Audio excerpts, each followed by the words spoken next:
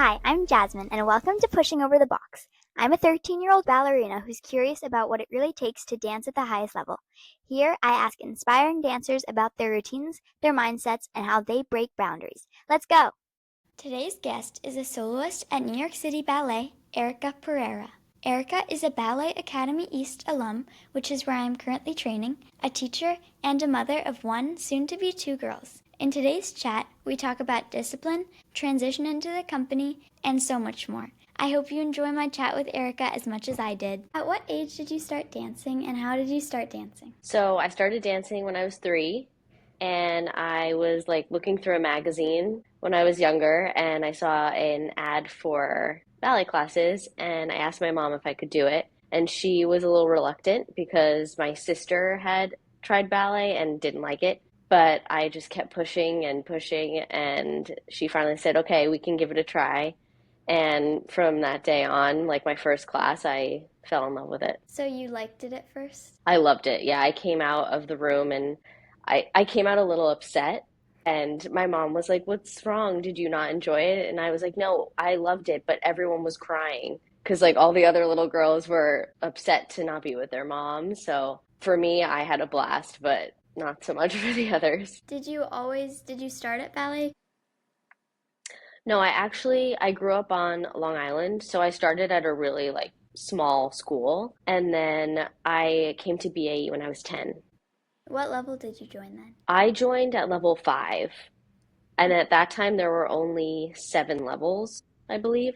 So, and I know now there's 10. Yeah. So it's come a long way since I've been there, but Was there anything that you would do outside of ballet, like music lessons or anything else that really helped your ballet? I did do tap and jazz when I first started, and I did a lot of competitions. So I think that helped me in a way, like come out of my shell, and I always wanted to be performing. And like with music in the different genres of dance, I think it helped me musically, and I think that really helped. When did you first see that ballet could be a profession for you? I think I was probably around 10 or 11. I remember going to see American Ballet Theater actually, and just realizing that, wow, people actually can do this for a living and as a job. And it's amazing to get to do something that you love every day as your job. And also going to see Broadway, which originally I thought like I wanted to do when I first started dancing because I did a lot of tap and jazz. Not so much a singer, so that wouldn't have gone far, but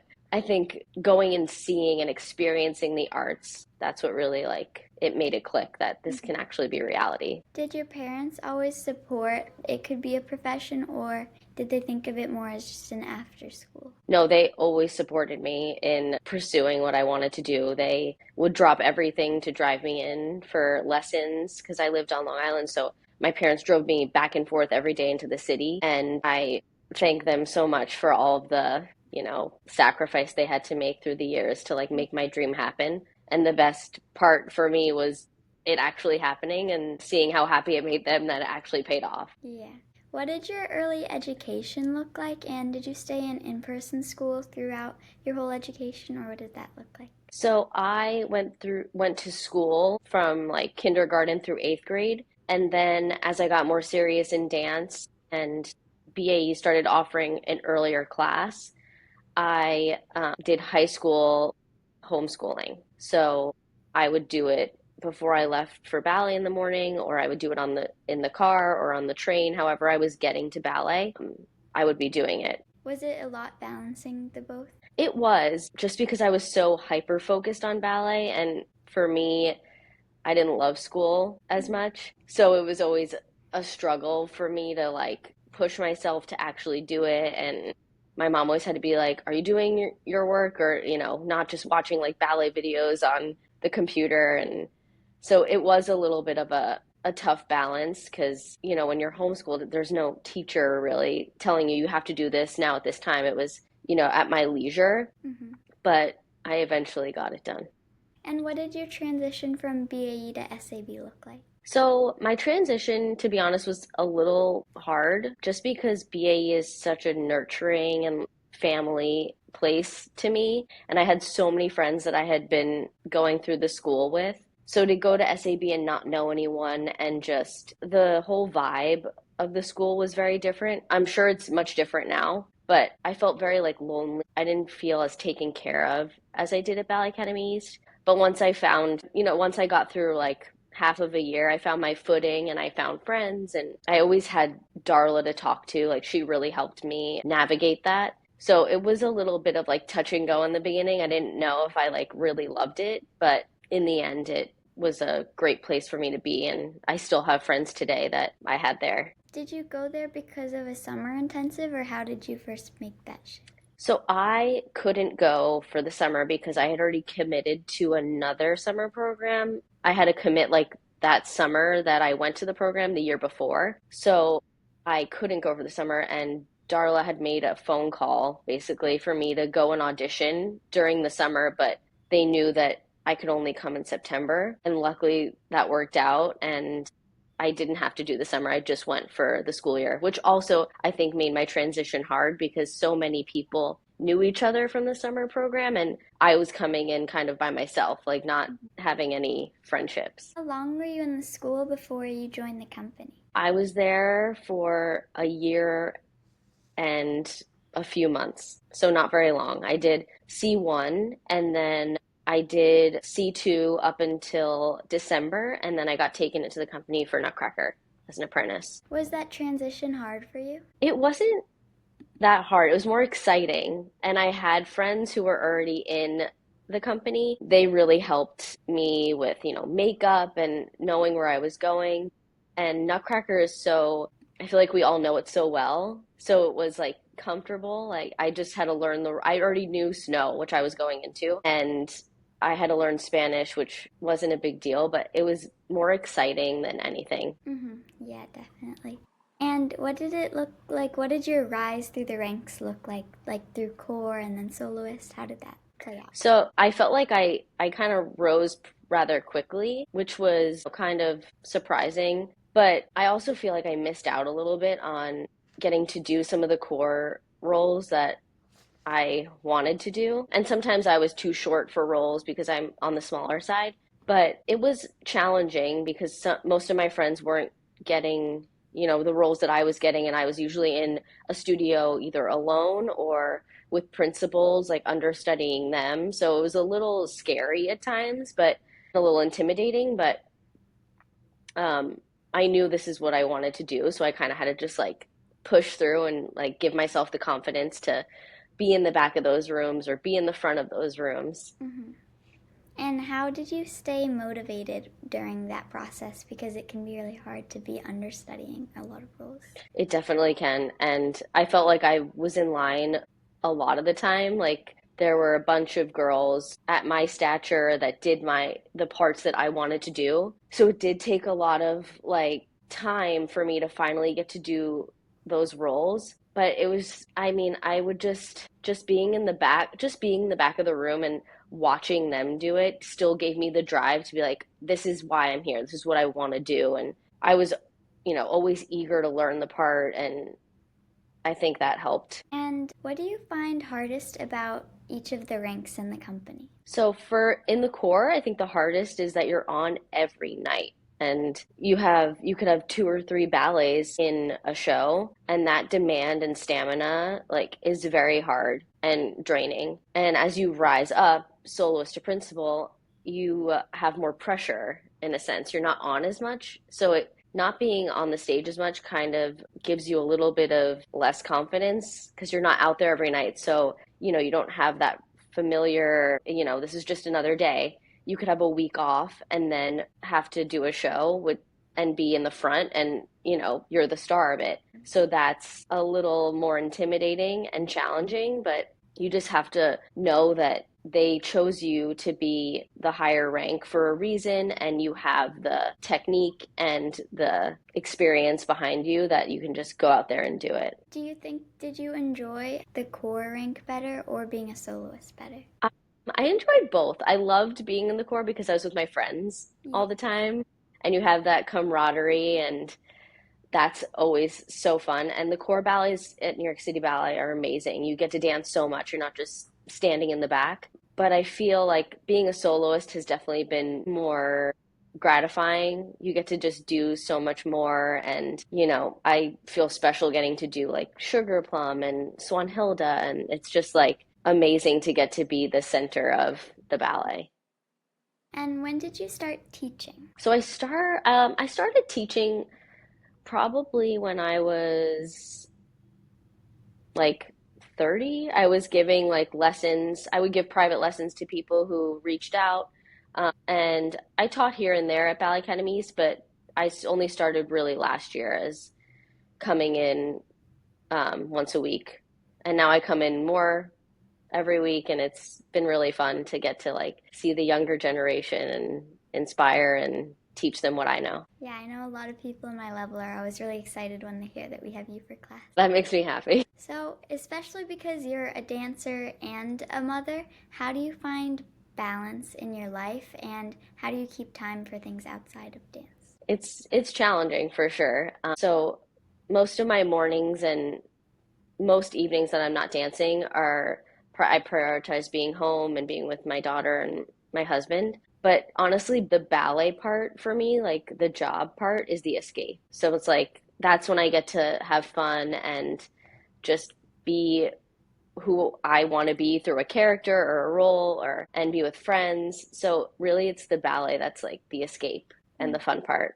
Yeah. And do you want your children to pursue ballet as well? Yes and no. I do want them to, experience ballet because I think it's great for discipline and just being, immersed in the arts is so special. And so I would want them to do it, but I'm not going to push them to do it as like a career. Like if they want to do it, great, but I'm not going to be like, you have to be a professional dancer. Yeah.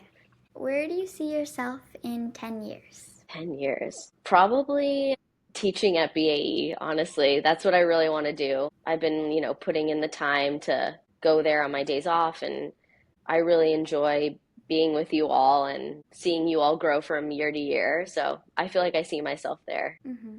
Yeah. And how do you define success? It's a good question. I feel like just being happy with who you are and what you've done with your years on this earth would be define success for me. Like I feel like super successful in my career and what I've done so far, and it's brought me happiness and so much experience in life and being on different stages in different countries. So I feel like that is how I would describe it. And have you ever gotten injured or something like that? I actually have not ever really gotten injured. I had one minor setback when I had a dropped cuboid when I was young in the company, and I think I missed out on like a show or two. But I've been super lucky that I haven't had any serious injury. The longest I've ever been out were for pregnancies. So when I was pregnant with my daughter and now this pregnancy, that's the longest I've ever really been out. Do you do any like injury prevention work that kind of aids that? I think I don't, I mean, in all honesty, I don't do much like gyro or things like that. But I think the solid technique that I got from Ballet Academy East like really helped me. And I always go back to those, hard combinations that you have to do that you don't really want to do, but those really helped me be as strong as I am. And how was COVID for you? COVID was interesting. I mean, I had my first baby during COVID, so that was like super fun and a distraction, but it was hard to be a dancer and not know what was going to happen. I mean, we were dancing on little pieces of Marley in our apartments, like trying to stay in shape, thinking we were going back sooner than we actually did. So it was nice to have the distraction of, being pregnant and knowing that I was like bringing a life into the world. Because if I didn't have that, I think I would have probably gone a little crazy, not knowing, are we ever going to dance again? What is happening in the world? So it was happy for me, but also a little sad at times. Mm-hmm. Yeah. How do you think that you stayed motivated and disciplined during that? I think for a lot of us, it's just we wanted to get back so badly that we did anything possible. I mean, I remember I started running in the park just to keep my stamina and keep in shape. I remember when BAE opened, I would use the studios to do my class there so that I wasn't just doing class in my apartment. But I think it was just the drive that, like, we have to overcome this. We have to get back to what we love. That's what really drove me. What has been your biggest struggle in ballet? Biggest struggle. I feel like sometimes, like, not feeling good enough. We strive to be perfect as dancers, and I feel like that's always in the back of my mind. I feel like I replay shows sometimes where I mess up and I'm like, oh, I wish if I only had just done this, it would have gone better. And I feel like the perfectionism is something I struggle with.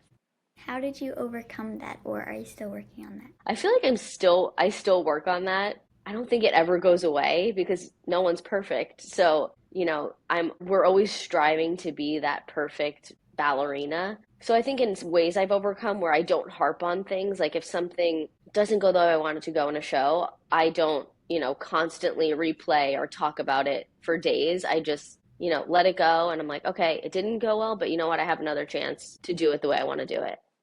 Yeah. And if you could pick, what would be your favorite ballet to pick to dance? Okay, this is hard. I was trying to think about this earlier too, if this was a question. I think I would pick Coppelia because it's 3 acts and you kind of get to be a different character in each act. And I love the costumes and I love the story. So I feel like I would pick that as my favorite. Yeah. And this is just kind of a side question, but did you always wear frieds, or how is transitioning into frieds for you? I didn't always wear frieds, actually. I started out wearing Capezios, and at the time they had a, a shoe that was called Capezio Principles, and that's what I started wearing. And I didn't wear frieds until I think I was around 13, maybe. And it was definitely a weird transition. I know, to normal people, it'd just be like, it's a point shoe, it's the same.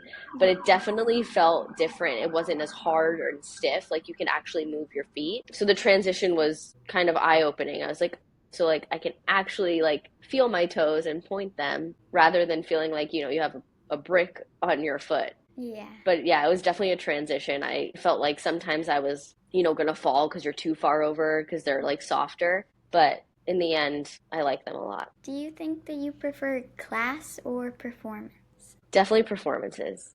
As much as, you get the nerves and the jitters, it's just so refreshing to get to, like, go out on that stage. And for instance, Nutcracker, it's like there's so many people in the audience that haven't seen it before. So just, like, knowing that this is someone's first time getting to see the ballet is always super special. And how do you deal with pre-performance nerves? I try to, like, I honestly try to zone out and, like, just go through the motion. And I'm like warming up, doing my makeup. I try to put on a show actually when I'm doing my makeup if I know I'm feeling, like, anxious, something that'll take my mind off of the ballet and not be replaying or, like, going over steps so many times. So I really try to just, like, escape for a minute, and then when it's, half hour before, like, I focus in and know what, like, get done what I have to get done. But if for the most part, I'm trying to just have a little bit of, like, a zen moment and not worry about the ballet so much. This is a personal question I have is,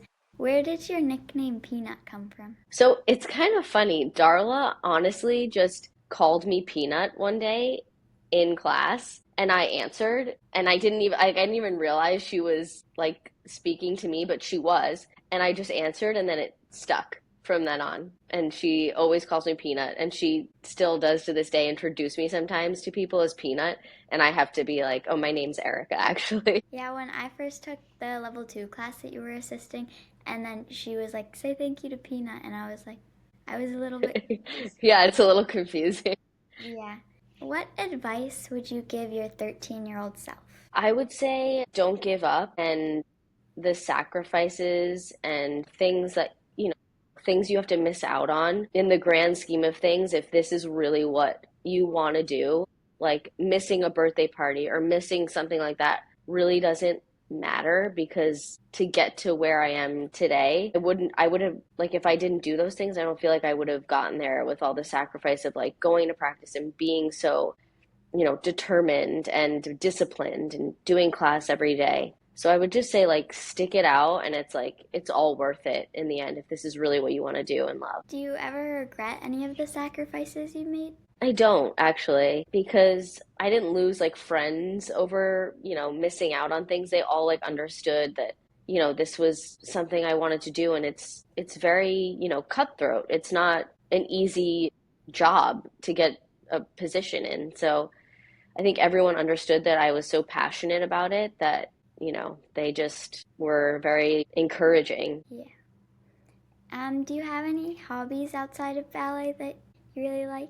I do like to cook, so that's something I like to do. I like to take long walks, like around the city and in the park, and just see different neighborhoods. And being with my daughter, I feel like is a hobby, like playing with her. So I feel like those three things. Yeah. Are you planning to send your other child to Ballet Academy East as well? Probably. So she'll probably start with the, little pink level too and see how far she gets. Yeah. Um, did all of the teachers who teach currently at BAE teach when you were there? They didn't actually. A lot of the teachers who taught me are no longer there. So I only had like a handful. I had Cheryl Yeager and Darla, and I had Joseph a little bit, and I think that's about it. Do you have any friends from BAE that came to dance with you in the company? I had one friend, Chase Finley, who danced with me at the company, and I think that's about it from BAE. And now there's, the younger generation, Yeah. like Kylie's there. So yeah, there's a few of us, but not many. Mm-hmm. Okay, well, that was my last question, so thank you so much for making time to talk to me. Of course, it was so fun. Thank you.